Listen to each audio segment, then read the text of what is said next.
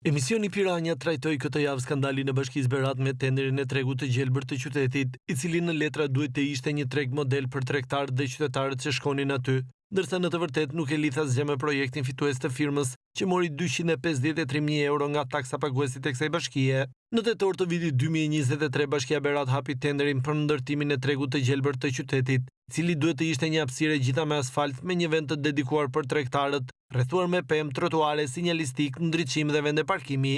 E gjitha kjo mrekulli parashikoi të kushtonte 253.000 euro pa TVSH, me një kozgjatje punimesh prej 2 muaj. Fituese për këtë projekt u shpall Bashkimi i Operatorëve KMK dhe CAUSHI MSHPK. Duhet theksuar që mes 10 ofertave në garë, kjo ishte oferta më e ulët duke premtuar realizimin e punimeve për vlerën 166.000 euro pa TVSH, 87.000 euro më pak se fondi limit. Një kursim i konsiderueshëm për xhepat e qytetarëve të Beratit, përmes kësaj oferte anomalisht të ulët që u përzgjodh fituese, por që më vonë doli të kishte një problem, pasi punimet nuk do të kryeshin si duhet.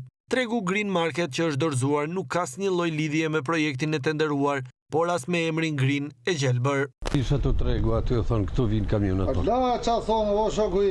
Tregu eshtu, po ku janë njerëzit, ku janë makinat. Në këtë treg që u mendua të bëhej si në Dubai, por përfundoi si në Kandahar, mungon çdo gjë e parashikuar në projekt, pavarësisht se në dokumentat e garës që u hap, pemët, sinjalistika dhe trotuaret kanë qenë jo vetëm të përfshira, por edhe pjesë e çmimit që kanë ndërtuar bashkë me preventivin ofertuesit. Para të shpenzuara pa hesab për një treg jo vetëm modest, por edhe qesharak nga një kryetar bashkie i konsideruar si model suksesi, që sot përfaqëson Beratin e qeveri. Pyetja nga emisioni Piranjat, a janë kryer siç duhet punimet për tregun Green Market në kohën kur ju keni qenë kryetar bashkie në Berat? Du të shkosh atje dhe shikosh patjetër. Ne kemi parë që mungon ndriçimi, sinjalistika, nuk ka lidhje projekti me atë që është dorëzuar.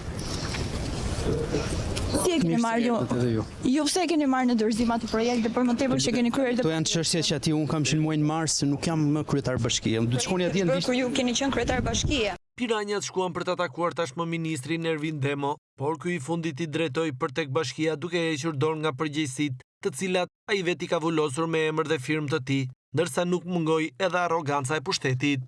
Zoti Dema ndoshta duhet edhe një takim i dytë. Jo, do shkoni në Bashkinë e Beratit. Tregu është bërë në kohën kur ju keni qenë kryetar bashkie. Patjetër pra, shkoni në bashki do merrni gjithë informacionet. Dakor? Se ju mandatin po ju presin atë. Ju mandatin e lënë në mars. Ai projekt është bërë në 2023. Edhe një herë, i keni të gjitha, keni marrë dhe përgjigjet nga bashkia. Mirupafshim. Treg i duhur për tregtarët. Absolutisht po, tregu është duke u bërë, do i plotësoj gjitha kushtet dhe do shkoni në Bashkinë e Beratit. Dakor? Ju keni marrë në dorëzim. Hajde zemër, mirupafshim. Nuk është asgjë siç projekti ja ka parashikuar. Je shumë simpatike. Po ti lutem të ruaj me tikën, a? Po ruaj etikën pra. Po patjetër pra, shkosh në Bashkinë e Beratit edhe vazhdo me situatën aty. Ministra të rinj, veste të vjetra. Mbani përgjegjësisë ju keni qenë kryetar bashkie në atë. Unë jam kryetar për Bashkinë e Beratit dhe çfarëdo gjë që është bërë në Berat. A është janë kryetar të bashkisë? Po absolutisht, patjetër, çdo lloj punim. Absolutisht po. Por problemi është se projekti është miratuar në kohën kur zoti Demo ishte ende kryetar, por sërish topin e përgjegjësisë e kaloi te ish vartësi i tij Ervin Ceca.